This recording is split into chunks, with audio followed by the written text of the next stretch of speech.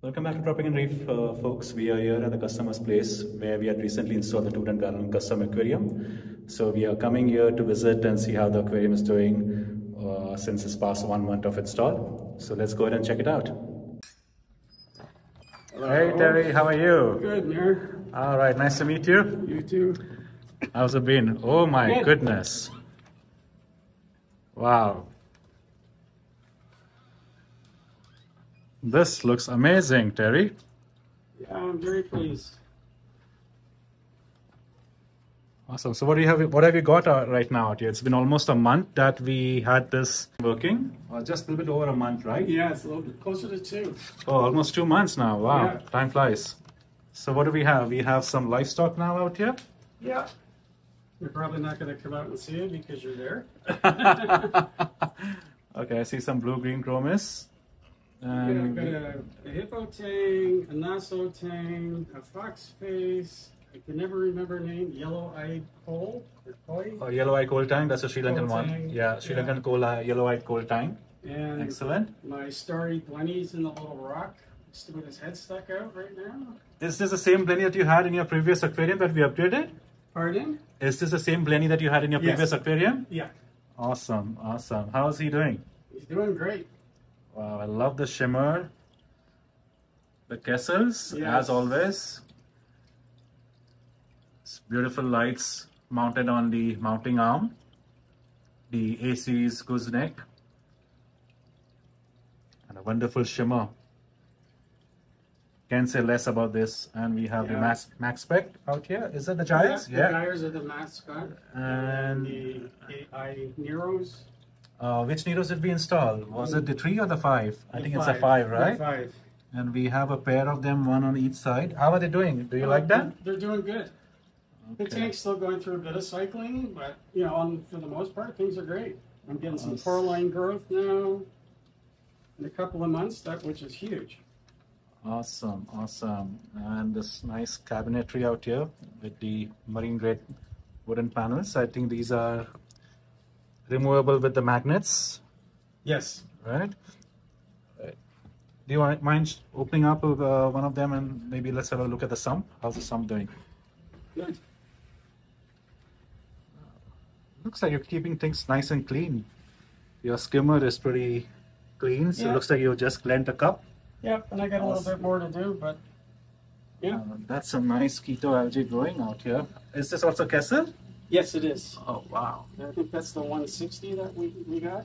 Okay, and I believe you also had the same keto earlier in your previous aquarium before the Kessels, right? And oh yeah, but I could only ever grow a ball about 4 inches in diameter, not like this. Once I got the Kessel, that's what happened. It just blew up. Wow, wow, that's a healthy growth. Maybe we are gonna grab some of it and keep it in our shop for other customers. Yeah, there's a ball there that you said that you wanted, so you could harvest it for us, and we will use it and share it across to our customers. That's awesome. Yeah. So explain to me a bit about your sump. I know this was a sump which we had in the cabinet out here in the closet space, and we moved it over here. And this is your same sump that you had in your previous aquarium. Let's open this panel here as well for our viewers to have a good look. Magnets are good and strong. Yeah, our previous, I must say, Terry, our previous setup video that we had and we put it across on our channel, we had so many feedbacks and likes because I think most of our viewers loved your setup. Really? They loved your aquarium, and I think there are a lot of, they're quite into to see the whole flow and the whole process of your aquarium coming along.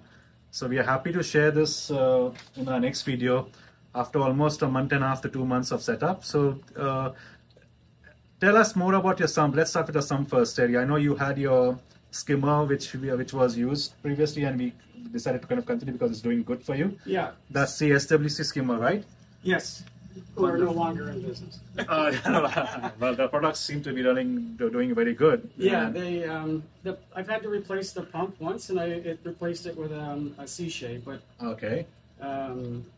So everything now is C-Shade. All the pumps, everything, returns, UV, small reactor in there for carbon. All the pumps associated with them are C-Shade, which I love. Awesome. They're quiet. They don't vibrate. And I think CJ also provides you an undisputed, very good warranty. I think for some of the SDC, like your return controllable pump, Yes. I think you're getting almost a 5-year, not just a warranty, it's a 5-year guarantee. Yeah. 3 years out of the box, and I think when you register online, you get additional 2 years. That's right. Yeah. I haven't seen any manufacturer providing that kind of warranty Neither in a saltwater aquarium hobby. Neither So have I think that should really help you out and our customers as well. And so I know we had done like a custom plumbing out here with a 1.5 inch drain. Yeah. And I believe it's a bean animal. That's what. Could you just share with us what made you decide the bean animal plumbing for a tank like this? The safety and the flow. There's you can control with the gate valve on the right side of the tank, Okay. and that you can control the water level and also control the amount of sound that you hear from the water, i.e. gurgling or lack thereof. All right. And I think you're able to maintain the level of the water in your overflow box Yes, to the through the height gate you valve. want. Through the gate valve, and there's again with the bean animal, you virtually have no noise coming from the tank. Excellent, excellent. And it's got an emergency overflow if all else fails. The emergency overflow kicks in, and until it gets below the overflow box itself. All right, and I see some of the Marine Pure media blocks. I think you've added that. Do you like them? How do you? I know it may be too early, but because we are still going to be adding more livestock. Right. So for the most part, like my water parameters have been really great, and I think it's a combination of the Cheeto growth and the Marine Pure blocks, and just the overall. Again, with your help, using the skimmer better than I used it before, differently. I never knew that it should be right at the throat as opposed to kind of up into the cup. Right, right. And now I get a really healthy, good, clean out of there. Yeah, we always recommend most of our setups for our maintenance for our clients as well. You make sure you have the skimmer coming up all the way till the neck out here. Try not to bring it all the way above, Right. because then you'll just get a little bit too much of an overflow. But you let the skimmate foam up from the neck and rise up naturally. Yeah. So that would be like a very effective skimming in our opinion. And that's what it's doing. Awesome. So awesome. I get a really dark biomass in there that's come from the water. All the different biological things. We see also have a ATO. Which one is that? I forgot. Was it the Aqua? That's the Aqua ATO. Yeah. Aqua ATO. Okay. Are you comfortable with that? Sensing it properly? Very much so. Very reliable, very quiet. I got that one from your suggestion and reading with the amount of backups to it, which I really like. There's double probes on both the low water and high water, and then you've got a float valve at the back as a fifth backup to it, if you will. Nice. So yeah, lots of backup and. Excellent. Yeah. How's the aquascaping? I know it's going to be very soon. We're going to be starting to add some more livestock fishes, and probably we'll get started with some basic corals that you may like. Yep. Very good. Very pleased. Lots of room. Lots of room and nooks and crannies for critters and fish to get in and get out of. And I'm anxious to start the coral journey and see how things flourish. Awesome. So, what would be the next wish list of the livestock you would want to add? So I know we already put the paper tang, the all famous dory. We have a blonde naso, which is going to have a good room to grow in this beautiful aquarium. We have the Sri Lankan yellow-eyed cold tang, an equally beautiful fish, one of my personal favorites.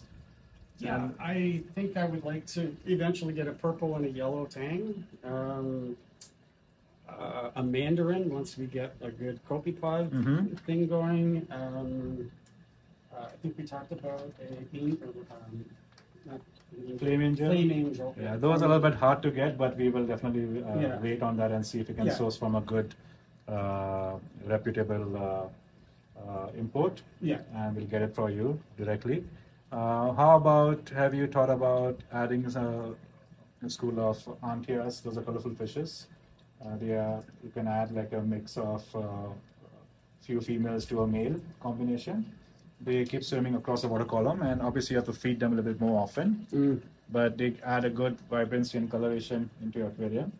And I think we can add some few wrasses as well eventually when we have corals. Right. You want to make sure, especially the most famous and easy to keep, the yellow chorus wrasse. It's an excellent fish to keep your pest at bay. Right. I know we added a Millennius wrasse, but unfortunately I think he didn't make it, right? You told me he got sucked into your... Yeah, for some reason, and he was a good size. I mean, not as, almost as big lengthwise, not widthwise, obviously, as the tangs, but roughly the same size. And I don't know. He was such a new ad for me that, you know, coming out and looking, and like every day I come out and I look and I check for things, but I wasn't used to the wrasse being in there. And when I finally realized that I hadn't seen him, he was up on the intake of the Nero, the AI Nero. Oh, that's too sad. Which was sad. And but you know, in general, all the fish that we bought, you know, that you had shipped that I ordered, and there he is, the emerald crab from the old tank. Yeah. Oh, here's skittish going back inside. Yeah. There you are. Awesome. So Terry, tell me something about. We'll just go back to the back in time. Okay. What was your first aquarium ever, and how long was that? Ooh, well, it's about. I'm 65, so it's about just turned 65, so it's about. I was 10 years old when so 55 years ago, my mother bought me my first 10-gallon chrome edged aquarium, and it was a freshwater, and we had it in the kitchen, and that was my start. And I've had a love affair with them ever since. Nice. And must be like a simple out of the box, those filtration we used to get in those. Oh, it was the little things that had marbles in the bottom. Yes, and it was a bubble running out of an air bubbler. An air bubbler. We have all come from there. Yeah, so a little bit of floss on top of the carbon, and weight it down with the marbles, and a couple of air stones. And I'd gone through the gamut. I'd used the underground, through the gravel filters, all that kind of stuff. And then that was all. I used to live in Quebec, and that was where that all started. And when I moved back here, and when I got to owning my own house and place, I bought my first aquarium, and I had fresh water, just a bunch of different over the years. And I thought I would try salt one day. And okay. So what made you decide to go into salt and like transition from the freshwater to salt water? Just the colors of the fish and the different varieties and the corals and that. But I had no idea what I was getting into with a 30-gallon tank. Awesome. Back well, then. 30 gallon is a very good start, I would say. Yeah, but I didn't know about cycling and this, that, and the other thing. And what I'd get it going. I mean, the hydrometer that I had back in those days was one that they used to use in radiators to the fluid in the radiator. Right. And I bought a bunch of stuff, and it kept dying. Oh, wow. And so I'd start over again, and it died. And I said, okay, enough of that. Well, then I finally decided to bite the dust. And in 2007, I bought my first 110-gallon tank. And so, yeah, from 2007 up until the spring of 23, I had that tank. And then from all the stuff that I learned over the years that I liked and I didn't like people golfing, this club is better than that club that they get used to. So I knew from the maintenance side of it and all that kind of stuff, that I wanted to go with, a full-length overflow box as compared to a one outlet over box on the outside. Do you like the full length overflow box? Yeah. I think one of the biggest advantages that it gives is a full surface skimming. Yeah. We love this concept, and we try to recommend to most of our customers who are looking at a custom aquarium, because it just gives you a good, healthy water column and a very effective filtration. Yeah, I'm very pleased with that. And that was what I was looking for when Excellent. I decided to do the custom. So let's talk about your setup. Obviously, it is a custom aquarium. Mm-hmm. And you had your previous aquarium, which was like an out-of-the-box from a local fish store, I would believe. Yep. How do you like this versus the one that you had previously? I think that was how much, 120 gallon or something? 110. Okay. And when I first started with it, I didn't have a sump. They sold me a. I started out with a fluval canister filter, and very quickly, once got into the forums and stuff like that, found out that that wasn't the right way, and so I went back to the store and had this custom sump made. Okay. And the fluval canisters are equally good, but it's only that for a saltwater hobby, you want to make sure you have an effective filtration and a good amount of water flow coming back to your aquarium. Yeah, I don't know if that really happened, but once I changed to the sump and, you know, the protein skimmer, and like the original protein skimmer was like about this big, and now you see what I got down there before. So yeah, I mean, and technology has really changed. So, you know, when I decided to go with this new tank, all those things that I hated about the other tank, I wanted to make sure were in this tank, and that's why I went with a custom instead of one out of the box. Excellent, excellent. I know we talked about your sump and the components inside, like the sea chairs and all that. Yep. We talked about the gyres via PowerAs and your AIs, but I do see over here, let's come to this side of the space. I see your reverse osmosis and I see the Aqua UV. What made you decide the Aqua UV? I believe you already had a previous UV sterilizer. Yeah. Cannot recollect what brand that was. It was a Coral Life or Coral View, I think. And it was only a 9 watt. And this one's 25 watts. It's much more substantial. And you got more water flowing from the tank through this one. And I'm very pleased with it. It's very quiet. Excellent, excellent. And you have all your controllers configured out here on this DIY board that we made. Yep. And we have your Neptune. Which one did we select? Was it the A3? Yeah, the Apex A3, which has most of the gizmos already except for the Salinity Probe. Correct. For that, I think you're using the digital Milwaukee. That's right. Are you comfortable? Are you happy with the Milwaukee versus the previous one? Yeah. Tell me your experience about the transition from your old refractometer to Milwaukee. The old refractometer was, I actually did a step up. So the old one was you had to go stick in front of the light to see what your salinity values were. This one had an LED in it, which made it cooler, and it was lighter. But when I saw the digital ones, I said, you know, oh, let's try that. So it's very easy to use. It's very convenient, and I love it. Awesome, awesome. So, great. So your sump used to be over here, if I remember. That's correct. And then we decided that, hey, why don't we just try and move the sump below the stand so you could use this space for some of your supplies and most importantly, keeping a stock of water. Yep. Right? So that's a brute. How many gallons is this roughly? This is 32. 32? Okay, so you have this pre-mixed salt in it, or you just Not yet. reverse osmosis? This is just water. Okay, so whenever you're ready for your water change, then you get the salt in and get it ready and prepped up. Yeah. Excellent, excellent. All right, let's come down over here. Tell me about your substrate. It looks a little bit different from the regular setups that we do. Yeah, so looks like this is a mix of two kinds of substrates. Yeah, so it's the white aragonite. I can't ESV? Yeah. ESV. And then we went with the Fiji pink. Carib Sea. Carib Sea, Okay. yeah, Fiji pink. And it's got a beautiful... so it's like a combination of two blends, just to make it a little bit look more natural. Yeah, a little bit more. Because the ESV is a little bit more bright white. And we wanted like a natural seabed look. So we added the pink Fiji from Carib Sea. Yeah. Excellent, excellent. Yeah, it looks fantastic. The rock work is like crazy. Yeah, and with the Kessel lights, like I am shocked at how much coralline algae is growing in just over a month and a half. Yeah. One cannot beat the shimmer effect. Like I'm in love with it myself. Yeah. Excellent, excellent.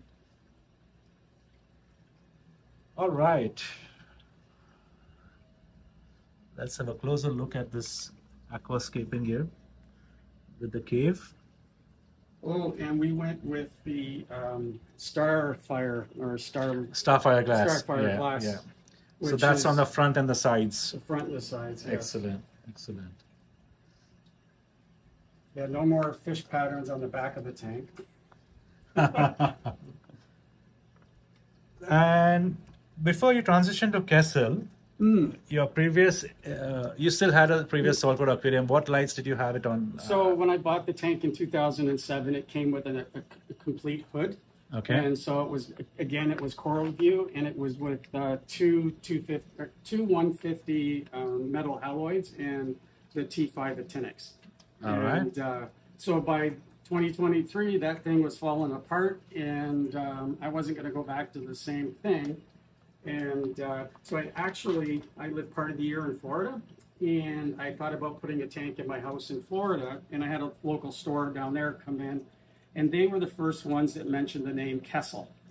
And so when I decided that I wasn't going to do it in Florida because of transitioning back and forth, I decided that I would look for them here because the old hood was completely toast when I got home. And so I went online looking for Kessels, and found your website at Tropic N Reef and started looking through and talking with you online about them, and decided to go with initially just the two A360 tuna blues.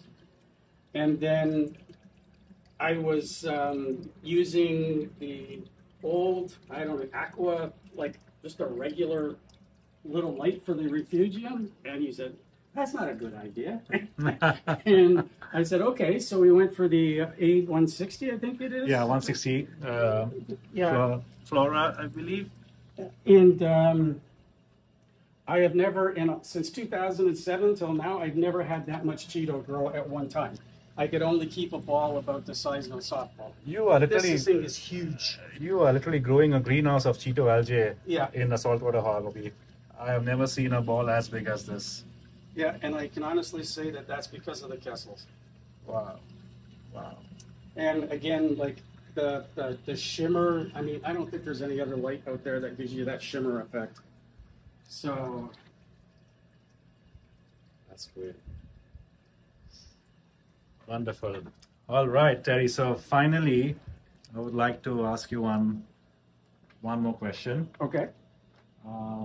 What made you decide to go with Tropic N Reef besides your initial purchase of Kessel with us? Oh, actually, that was pretty much the beginning of it. It was, you know, the customer service, the feedback that I got from you, meeting you, and, you know, when I went to pick up stuff from the store, and yeah, it grew from there. I liked the advice that you gave me when we were looking at this, and at the same time, when I bought the Kessels, I also bought that auto top-off system.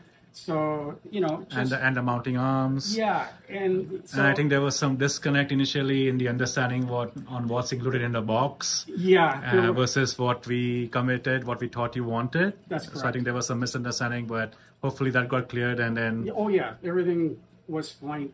And then the only thing that I would advise somebody that's looking at a custom-made tank is their decision to go with the Euro brace or just the edge. oh yes. And the reason I say that is because when we first purchased the Kessels, the mounting arm was the 90-degree Right. mounting arm. Right. Well, that mounting arm doesn't fit on a Euro brace, so we had to go with the gooseneck type. Right. So, and Yeah, that's a everything- great point. That's a great point, and I think our customers and our viewers on this channel will get a good know-how when they're planning something with a Euro brace. Yeah. The mounting arms that are sold separately with the Kessel usually are with a metal, made in metal, and the brackets I think are not compatible with a The Euro brace. Yeah. So I think we kind of made a swap in that decision. Yep, we to did. go with the A series gooseneck, which absolutely works best because you can orient the bracket Yeah.